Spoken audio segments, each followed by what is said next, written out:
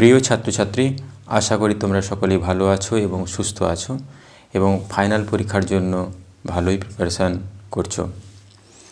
আর তোমাদের বেশি দিন বাকি নেই। তোমরা জানো তোমাদের পরীক্ষা হবে 29শে জানুয়ারি থেকে শুরু। আজ তোমাদের টেস্ট পেপারের 335 পৃষ্ঠা থেকে এমসিকিউ ও অতি সংক্ষিপ্ত প্রশ্নের আলোচনা করব। তোমরা ভিডিওটি প্রথম থেকে শেষ পর্যন্ত মনোযোগ সহকারে দেখো। প্রথম প্রশ্ন, ক্রোমোজোমের প্রান্তদ্বয়ের নাম। ক্রোমোজোমের প্রান্তদ্বয় তার নাম এখানে জানতে চাওয়া হয়েছে, অর্থাৎ যদি এটা সেন্ট্রোমিয়ার হয়, এরকম যদি ক্রোমোজোম হয় ধরো, তাহলে এই যে প্রান্তদ্বয়, এই প্রান্তদ্বয়ের নাম কি? এই প্রান্তদ্বয়ের নাম জানতে চাওয়া হয়েছে সেন্ট্রোমিয়ার, টেলোমিয়ার, স্যাটেলাইট, গৌণখাঁজ। সঠিক উত্তর বি, টেলোমিয়ার। আর তোমরা জানো সেন্ট্রোমিয়ার হচ্ছে প্রাথমিক খাঁজ অংশে থাকে, যেটি দুটি ক্রোমাটিডকে ধরে রাখতে সাহায্য করে। আর স্যাটেলাইট হচ্ছে কি? স্যাটেলাইট হচ্ছে গৌণখাঁজ যে আছে, যদি ক্রোমোজোমে গৌণখাঁজ থাকে, সেই গৌণখাঁজ যদি শেষের দিকে থাকে তখন গৌণখাঁজের শেষে যে ছোট গোলাকার যে টেলোমিয়ার অংশটা থাকছে সেইটাকেই বলা হচ্ছে স্যাটেলাইট। আর এই স্যাটেলাইটযুক্ত ক্রোমোজোমকে বলা হয় স্যাট ক্রোমোজোম। আর গৌণখাঁজ হচ্ছে ক্রোমোজোমের মুখ্য খাঁজ ছাড়া বা প্রাথমিক খাঁজ ছাড়া ক্রোমোজোমের যে প্রান্তের দিকে যে খাঁজগুলো থাকবে এক বা একাধিক, সেগুলোকেই বলা হয় গৌণখাঁজ। এরপরের প্রশ্ন আমরা চলে আসি, মানবদেহে করোটীয় স্নায়ুর সংখ্যা কয়টি? করোটীয় স্নায়ু আর সুষুম্না স্নায়ু, এই ধরনের প্রশ্ন তোমরা অনেকবারই পেয়েছো। তো এখানে জানতে চাওয়া হয়েছে করোটি স্নায়ুর সংখ্যা 10 জোড়া, 31 জোড়া, 12 জোড়া, 21 জোড়া। সঠিক উত্তর সি, 12 জোড়া।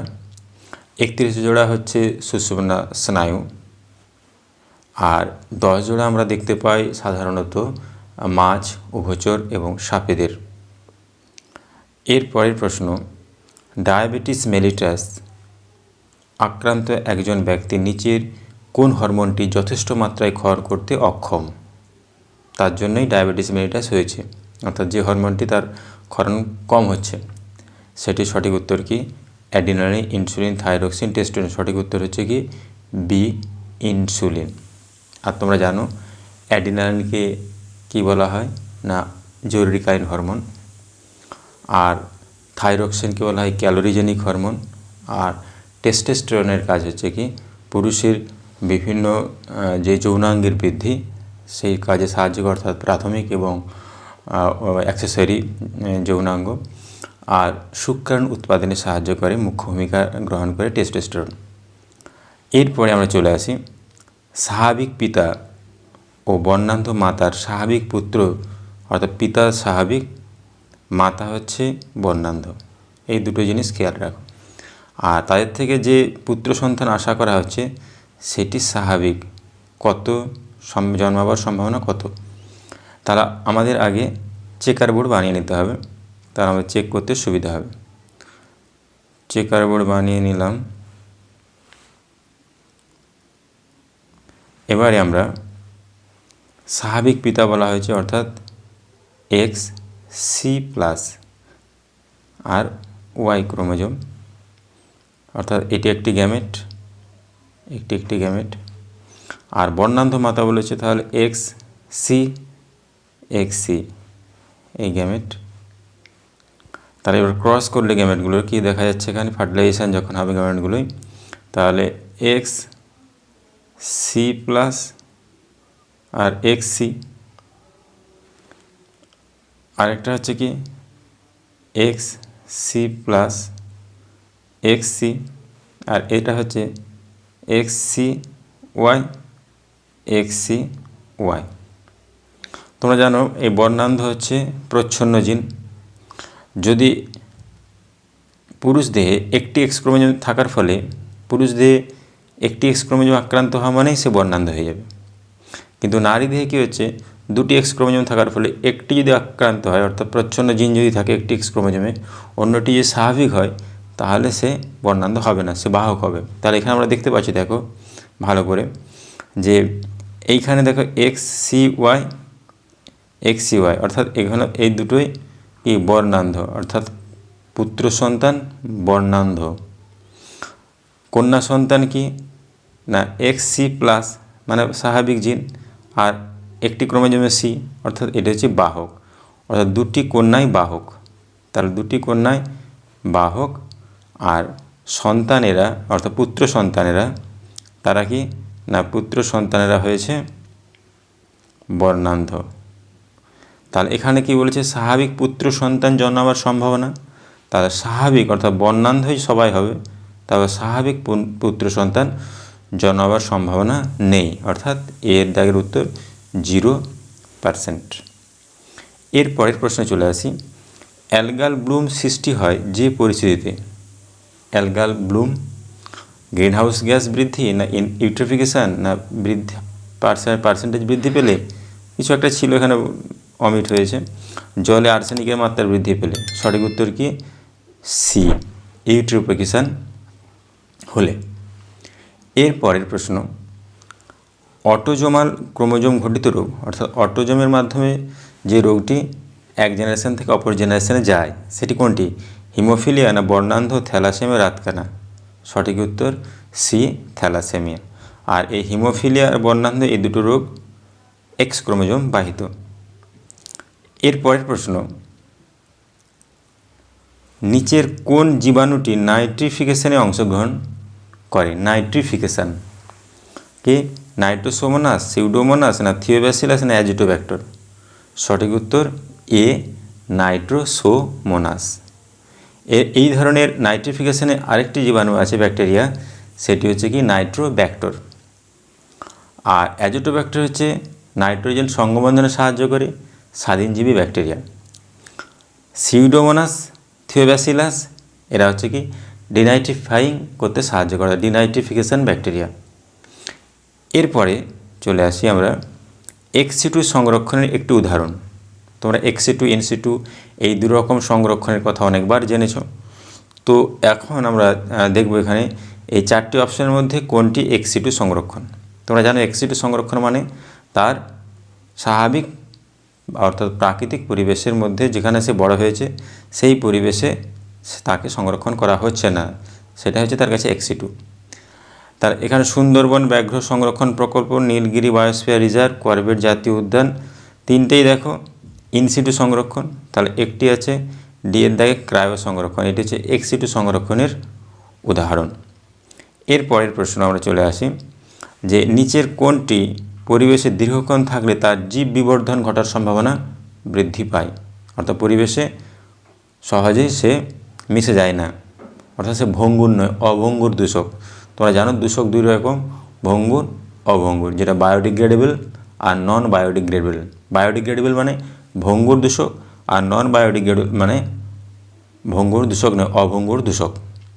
তাহলে সেই যারা ভাঙছে না নন বায়োডিগ্রেডেবল তারা কি করছে না ক্রমান্বয়ে খাদ্য শৃঙ্খলের মধ্যে প্রবেশ করে তাদের বৃদ্ধি হচ্ছে, সেই ঘনত্ব বৃদ্ধি হচ্ছে, সেটাই তার ঘটনার ফলেই জীব বিবর্ধন ঘটে। তাহলে এখানে কি দেখতে পাবো আমরা, খবরের কাগজ, জীবজন্তু মলমূত্র, পচা পাতা, ক্লোরিনযুক্ত কীটনাশক। সঠিক উত্তর ক্লোরিনযুক্ত কীটনাশক। এখানে যদি BHC থাকতো, DDT থাকতো, সেটাও হতো এই জীব বিবর্ধন ঘটনার সম্ভাবনা সাপেক্ষে। এরপরে আমরা দেখি বলা হচ্ছে প্রশ্ন, জননাঙ্গ ও জননগ্রন্থির পরিপূর্ণতা ঘটে মানব পরিস্ফুরণের কখন, কোন দশায়, শৈশব, বয়ঃসন্ধি, বার্ধক্য না সদ্যজাত। সঠিক উত্তর বি, বয়ঃসন্ধি দশায়। এরপরে আমরা চলে আসব প্রশ্নে, নিচের কোনটি ডারউইনবাদের মতবাদের বক্তব্য নয়, অর্থাৎ ডারউইন যিনি অভিব্যক্তি সম্পর্কে তথ্য দিয়েছেন তার মতবাদের কথা এখানে নেই, সেই কোন সেন্টেন্সটি। তাহলে এখানে কি মতবাদের বক্তব্য নয়, অর্জিত বৈশিষ্ট্যের বংশানুসরণ, জীবন সংগ্রাম না প্রকরণ না প্রাকৃতিক নির্বাচন। সঠিক এই তিনটি হচ্ছে কি ডারউইন বলেছেন যে কীভাবে প্রজাতি উৎপত্তি হয় সে সম্পর্কে ডারউইনের এই তিনটে তথ্য আমরা পেয়েছি। তাহলে এইটি পাইনি, তাহলে এইটি হচ্ছে ডারউইনের বক্তব্য নয়। এই বক্তব্যটি কিন্তু আমরা ল্যামার্কের মতবাদে দেখতে পাই, অর্জিত বৈশিষ্ট্যের বংশানুসরণ। এর পরের প্রশ্ন, ক্যালোরিজেনিক হরমোন কাকে বলে, ক্যালোরিজেনিক অর্থাৎ ক্যালোরি উৎপন্ন করে, তাপ উৎপাদন করে, তো সেই হরমোনটি কোনটি? না টেস্টোস্টেরন, না থাইরক্সিন, না অ্যাডিনাইন, না ইস্ট্রোজেন? সঠিক উত্তর বি, থাইরক্সিন। এরপরের প্রশ্ন, দেহের ভারসাম্য নিয়ন্ত্রণের সঙ্গে যুক্ত মস্তিষ্কের অংশ ভারসাম্য রক্ষা করছে, ঐচ্ছিক পেশির সঞ্চালনে সাহায্য করছে, সেই হচ্ছে কে? থ্যালামাস, সুষুম্না শীর্ষক, লঘু মস্তিষ্ক, না গুরু মস্তিষ্ক? সঠিক উত্তর সি, লঘু মস্তিষ্ক। এরপরের প্রশ্ন, বিবাহের পূর্বে জিনগত পরামর্শ গ্রহণ করে কোন রোগটি প্রতিরোধ করা যেতে পারে তা স্থির করো। অর্থাৎ জিনগত পরামর্শ, যেটা জেনেটিক কাউন্সেলিং বলা হয়, কোন রোগ প্রতিরোধ করা যাবে? গয়টার, ম্যালেরিয়া, থ্যালাসেমিয়া, না যক্ষ্মা? সঠিক উত্তর সি, থ্যালাসেমিয়া রোগ। অর্থাৎ থ্যালাসেমিয়া রোগ থেকে উদ্ধার পাবে। এরপরে পরের প্রশ্ন, আমাদের দেশে পার্থেনিয়াম একটি বহিরাগত প্রজাতি। এটি যেখানে জন্মায় সেখানে অনেক দেশীয় প্রজাতিও থাকে, সেখানে উদ্ভিদ কিন্তু বাঁচতে পারে না। আর দেশীয় প্রজাতিগুলো এই বহিরাগত পার্থেনিয়ামের জন্য তারা বাঁচতে পারে না, মারা যায়। এটি ডারউইনের তত্ত্বের একটি প্রতিপাদ্যকে প্রতিষ্ঠিত করে। তাহলে কারণ ডারউইন জীবন সংগ্রামের কথা বলেছেন, তাহলে সেই প্রতিপাদ্যকে প্রতিষ্ঠিত করে এই বহিরাগত প্রজাতির উপস্থিতিতে দেশীয় প্রজাতির উদ্ভিদ বাঁচতে পারে না। তার প্রতিপাদ্যটি শনাক্ত করো। অর্থাৎ প্রতিপাদ্যটি তাহলে কী? তিনি সংগ্রাম দেখেছেন 3 রকম: অন্তঃপ্রজাতি, আন্তঃপ্রজাতি, পরিবেশের সঙ্গে সংগ্রাম, নতুন প্রজাতির উৎপত্তি। এই 3টি সংগ্রামের মধ্যে পরিবেশ হচ্ছে পরিবেশের সঙ্গে সংগ্রাম। এটা নয়, কারণ সে তো দেশীয় প্রজাতি বেঁচে ছিল এতদিন, তার তো পরিবেশের সঙ্গে কোনো সমস্যা হয়নি। শুধু এই বহিরাগত পার্থেনিয়াম আসার ফলেই তার সমস্যাটা হচ্ছে। তাহলে এখানে কী হচ্ছে? বহিরাগত প্রজাতি আর দেশীয় প্রজাতি দুটো আলাদা প্রজাতি, তার দুটো পৃথক প্রজাতি, ভিন্ন প্রজাতির মধ্যে যখন সংগ্রাম হবে তখন হবে আন্তঃপ্রজাতি সংগ্রাম। অর্থাৎ সঠিক উত্তর বি।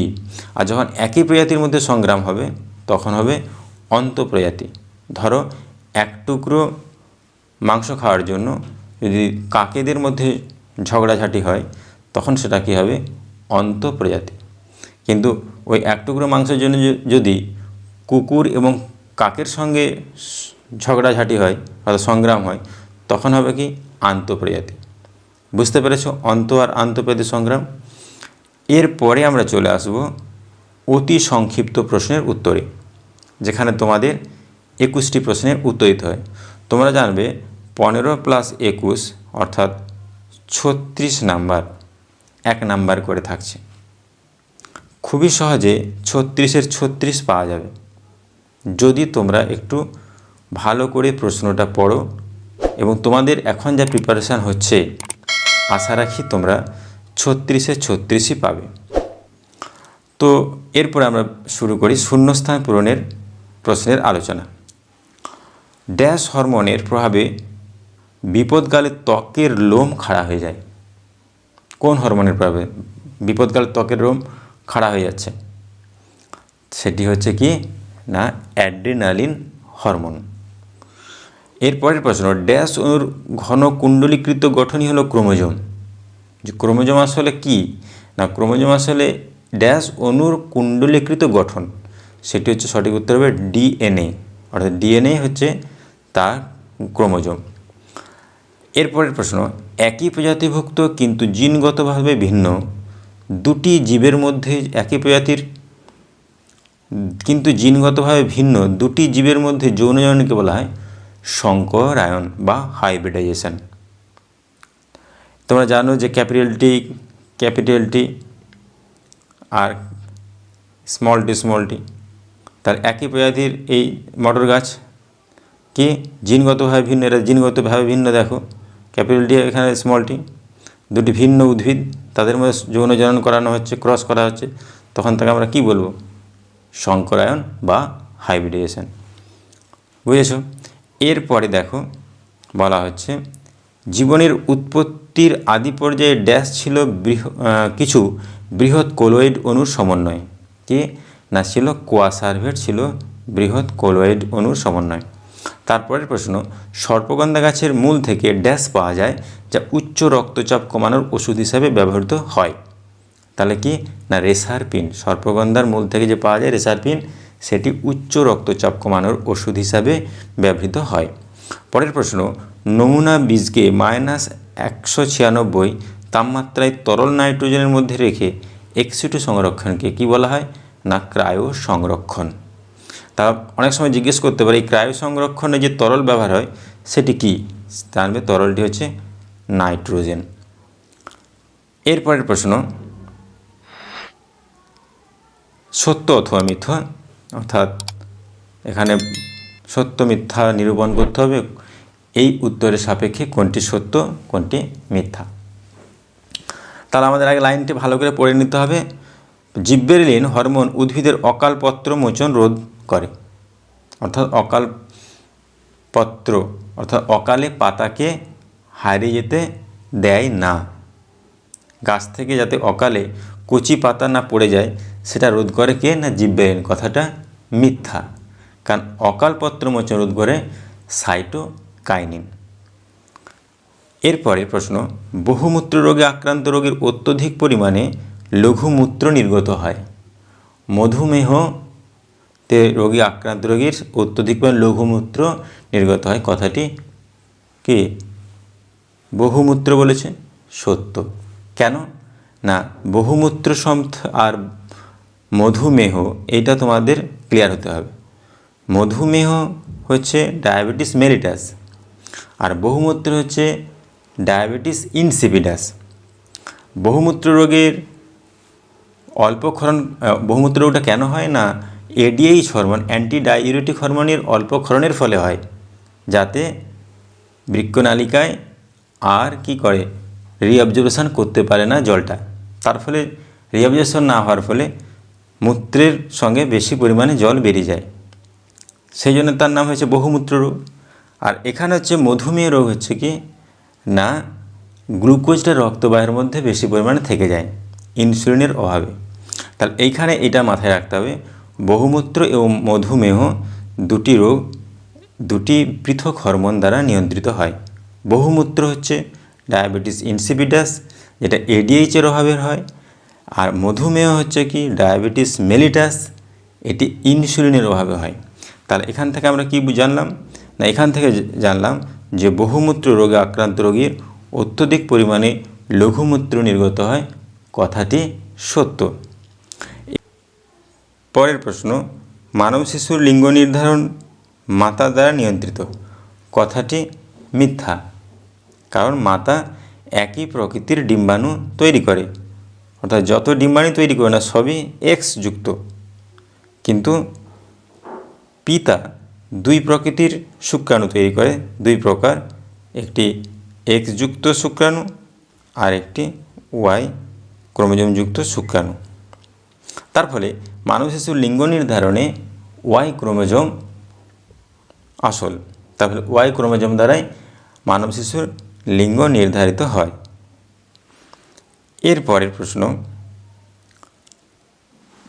জল দূষণের ফলে সৃষ্ট একটি রোগ হলো টাইফয়েড। সঠিক, জল দূষণের ফলে সৃষ্ট রোগ হলো টাইফয়েড। এছাড়াও কলেরা, ডায়রিয়া এই রোগগুলো জল দূষণের ফলে হয়। এরপরের প্রশ্ন, মিওসিস কোষ বিভাজনে অপত্য কোষের ক্রোমোজোম সংখ্যা জনিত্রী কোষের অর্ধেক হয়। কথাটি সত্য। তোমরা জানো মিওসিস কোষ বিভাজনের ফলে অপত্য কোষের যে ক্রোমোজোম তৈরি হয়, অপত্য কোষের যে ক্রোমোজোম সেই ক্রোমোজোমগুলো মাতৃকোষের অর্ধেক হয়। আর মাইটোসিসে কি হয়? মাইটোসিসে মাতৃকোষের সমসংখ্যক ক্রোমোজোম থাকে অপত্য কোষে। তাই জন্য বলা হয় যে মাইটোসিস হচ্ছে সদৃশ্য বিভাজন বা সমবিভাজন। এরপরের প্রশ্ন, হাইপোথ্যালামাস মানুষের দেহের ভারসাম্য রক্ষায় সাহায্য করে। হাইপোথ্যালামাস দেহের ভারসাম্য, এটা হচ্ছে মিথ্যা, কারণ হাইপোথ্যালামাস ভারসাম্য রক্ষা করে না, ভারসাম্য রক্ষা করে লঘু মস্তিষ্ক। তোমরা জানো হাইপোথ্যালামাসকে বলা হয় প্রভু গ্রন্থির প্রভু, অর্থাৎ পিটুইটারি গ্রন্থির প্রভু। এরপরের প্রশ্ন চলে আসি আমরা ম্যাচিংয়ে। ক স্তম্ভের সঙ্গে খ স্তম্ভে মেলাতে হবে। বায়ু দূষণ, সুন্দরী, সন্ধ্যামালতী, সমসংস্তঙ্গে, মেনিনজেস, এসপিএম। তাহলে বায়ু দূষণের সঙ্গে কী হবে? বায়ু দূষণের ফলে যে রোগ হবে সেটা হচ্ছে ব্রঙ্কাইটিস। সুন্দরী গাছ কী দেখাও এখানে সব থেকে ম্যাচিং পয়েন্ট কোনটি? শ্বাসমূল। সন্ধ্যামালতী কী হবে? অসম্পূর্ণ প্রকটতা। সমস্ত অঙ্গ গঠনগতভাবে এক, কার্যগতভাবে আলাদা। মেনিনজাস কি? মস্তিষ্কের আবরণী। এসপিএম কি? বায়ু দূষক। অতি সহজেই তোমরা এই প্রশ্নের উত্তর কিন্তু দিতে পারবে।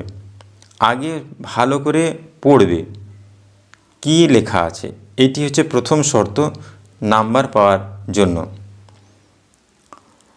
এর পরের প্রশ্ন, একটি শব্দে বা একটি বাক্যে উত্তর দাও। কি বলা হয়েছে? শিশুর হাঁটতে শেখা কোন ধরনের প্রতিবর্ত ক্রিয়া? হাঁটতে শেখা এটি হচ্ছে অর্জিত প্রতিবর্ত ক্রিয়া বা শর্তাধীন প্রতিবর্ত ক্রিয়া। যেমন সাইকেল চালানো, আবৃত্তি করা, গান করা, এগুলো হচ্ছে কি অর্জিত প্রতিবর্ত ক্রিয়া। আর যদি বলি হাঁচি, কাশি, চোখে আলো যদি পড়ে তখন চোখ বন্ধ হয়ে যায়, এই ধরনের প্রতিবর্ত ক্রিয়াগুলো হচ্ছে কি জন্মগত বা সহজাত বা শর্তবিহীন প্রতিবর্ত ক্রিয়া। এর পরের প্রশ্ন, ক্যাকটাসের একটি অভিযোজনগত বৈশিষ্ট্য লেখো। ক্যাকটাসের অভিযোজনগত বৈশিষ্ট্য আমরা দেখতে পাই পাতা কাঁটায় রূপান্তরিত হয়েছে, যেটা বাষ্পমোচন কমানো এবং আত্মরক্ষা সাহায্য করার জন্য। এছাড়াও ক্যাকটাসের পাতার সংখ্যা কম এবং আকারে ছোট হয়। এর পরের প্রশ্ন আমরা দেখতে পাবো সংকরায়ন কি? সংকরায়ন কি না, কোনো চরিত্রের সাপেক্ষে বিপরীত বৈশিষ্ট্যযুক্ত একই প্রজাতির দুটি জীবের যৌন জনন বা প্রজননকে বলা হয় সংকরায়ন। তার সংকরায়ন হাইব্রিডাইজেশনটা হচ্ছে কি না, আমরা এর আগে পড়েছি, কোশ্চেনের উত্তর দিয়েছি যেখানে শূন্যস্থান পূরণে, সেই কথাটা এখানে আবার জিজ্ঞেস করা হয়েছে 1 নম্বরের জন্য। সংকরায়ন তাহলে কোনো চরিত্রের সাপেক্ষে, ধরো চরিত্র হচ্ছে দৈর্ঘ্য, তাহলে দৈর্ঘ্য চরিত্রের লম্বা বেটে, এই যে বিপরীত বৈশিষ্ট্য, দুটি জীব অর্থাৎ দুটি গাছ একই প্রজাতির, মটর গাছেরই, তাহলে একই প্রজাতির দুটি জীবের যৌন জনন বা প্রজননকে বলা হচ্ছে সংকরায়ন। এর পরের প্রশ্ন, চোখের উপযোজনের সঙ্গে লেন্সের সম্পর্ক। অর্থাৎ আমরা একই জায়গায় দাঁড়িয়ে থেকে বিভিন্ন দূরত্বের বস্তুকে সহজেই দেখতে পারি, এটাকে এক কথায় বলে উপযোজন বা অ্যাকোমোডেশন। কিভাবে সম্ভব না, সিলিয়ারি পেশি আর সাসপেন্সারি লিগামেন্ট সংকোচন ও প্রসারণের ফলে লেন্সের বক্রতার পরিবর্তন ঘটে। কারণ লেন্সের সঙ্গে এই সিলিয়ারি পেশি, সাসপেন্সারি লিগামেন্ট যুক্ত হয়ে থাকে। এই যে লেন্সের বক্রতার পরিবর্তন, যার ফলে উপযোজন ঘটে। তাহলে এখানে দেখা গেল কি লেন্সের বক্রতা আর ফোকাস দূরত্বের মাধ্যমে চোখের উপযোজন সম্ভব হয়। এর পরের প্রশ্ন, বর্ণান্ধতা ও হিমোফিলিয়ার জন্য দায়ী জিন দুটির মধ্যে সাদৃশ্য কী? হিমোফিলিয়া আর বর্ণান্ধ তোমরা জেনে গেছো যেটি বংশগত রোগ এবং এক্স ক্রোমোজোম বাহিত। তাহলে এক্স ক্রোমোজোমের মধ্যে অবস্থান করে এই দুটি জিন, দুটি রোগের জন্য যে দুটি জিন।